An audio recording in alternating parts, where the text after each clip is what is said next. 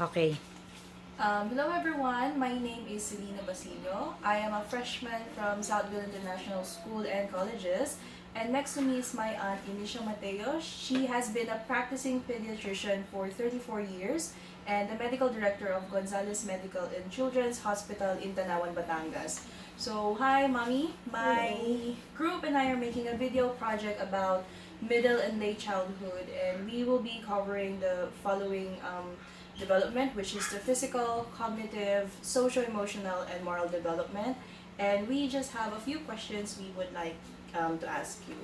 So first up is the physical. So we have this 12-year-old girl. Her name is Bianca, and a 10-year-old boy named Gabriel.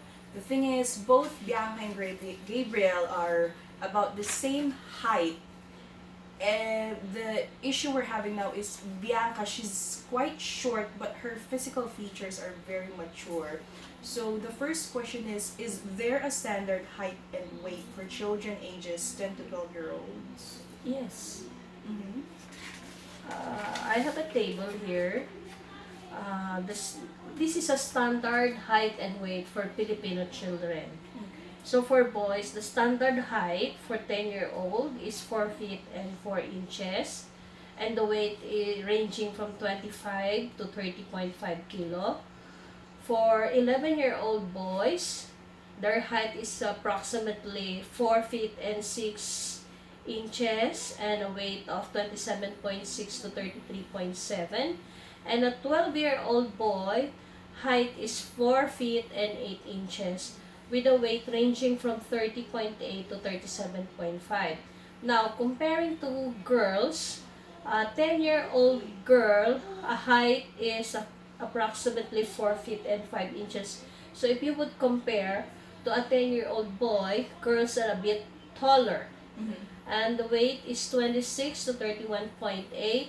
An 11-year-old girl should at least height of 4 feet and 7 inches and a weight of 29 to 36 kilo. And a 12-year-old girl is with a height of 4 feet and 10 inches and a weight of 33 to 41.5 kilo. There you go. So it does vary, and that is based on the Filipino height and weight. And as for a boy question, in terms of circumcision, at what age do you suggest baby boys get circumcised? Well, the ideal age will depend on the culture and religion. Like in the Philippines, we are not used to circumcising the boys during their infancy period, but the suggestion based on different studies, the ideal age is between 1 to 3 months. So this is the infancy period in which the baby will feel less pain. So they will have less recollection of the pain during the procedure. There you go. Thank you very much for that. And now we move on to, we just have two questions about their cognitive development. So the first question would be, is there a certain level of memory that children can access in terms of remembering the childhood? Because I can remember when I was around 4 years old, when I climbed into my brother's cot and remembering very clearly how we both fell on the ground. So is that something common to a lot of children? Yes, usually if we will base on the development of a child, they can recall their childhood memory as far as beyond 3 year old. But the situation or event during that particular period, there is no details of what had happened. They will just recall they fell on the bed, they fell on the bike, but the details when and how did it happen, they will not. And then, as they grow older, what happened during their childhood, they have less percentage of recalling because there is such thing as called childhood amnesia. Childhood amnesia, or is also called the infantile amnesia, which is the inability of the adult to recall memories memories of situation and events before their age of 2 to 4 year old. All right, there you go. And now the next question would be, I know, I probably know the answer to this, but we just want to hear it from a professional. Can children over 9 years of age learn a new language effectively? Yes. There you go. That would be it. All right. So now, since we are talking about your cognitive development, we just also have a few questions about not really into exceptional children, but also in terms of mental health. So the first one would be, what do you think is the intervention for children with learning disabilities to keep up with children their level, or like to adjust to their school system? Well, in children with learning disabilities, you don't look at the learning disability per se. So you will have to look into their strength rather than the weaknesses. So if they can develop whatever talent they have, since these children, they are, you can, what do you call this, yung pwede mo silang i-push so that they can cope up with the level of the same age with a different learning problem. There you go. Thank you for that.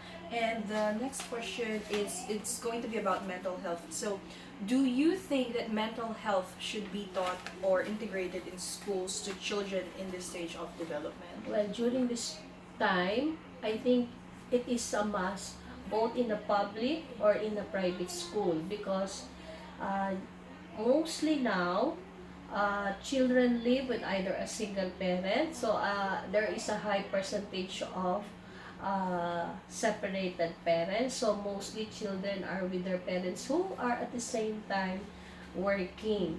So these children do not have somebody who will support them, who will ask them if they are okay, how they are doing in school.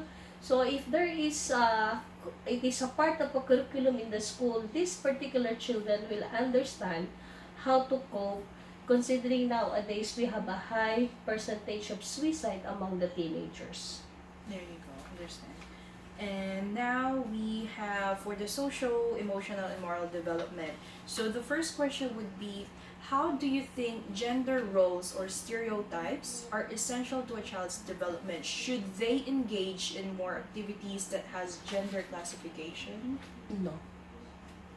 Because nowadays, it is not necessarily mean that if a boy play with dolls or do some household chores, meaning they are into a different gender, while in contrast with the girls who would want to play with balls or cars, it doesn't mean, because uh, different have yung sabihin natin na bawat bata may kanya-kanyang gusto, pero hindi ibig sabihin they have this problem with their identities. But environmental, cultural, and religious factor influence the gender identity among children nowadays.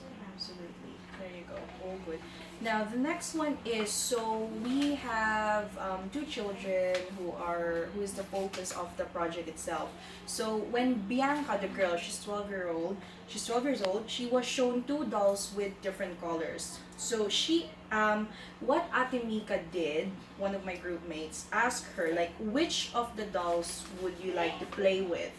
And so what happened was, she asked as to why she should choose one when she can choose both. And the other question would be, which one of the two dolls do you think is good? And her answer was, they aren't people, so how can they be bad? Is this a normal response coming from a 12-year-old, since she's entering the adolescent age? That is not a normal answer, because this is only a representation of two characters. So this particular 12-year-old child can make a decision. She can choose and give an explanation why would she choose this one and the other one, because her mental development is more on kung ano natin, mas nakakaintindi na siya. So alam niya yung, she knows the difference between if it is good or bad, because how she looks at it, she's looking at it as as the picture but not what is behind the picture. There we go. And lastly, we come to our last question. So, children this age, are they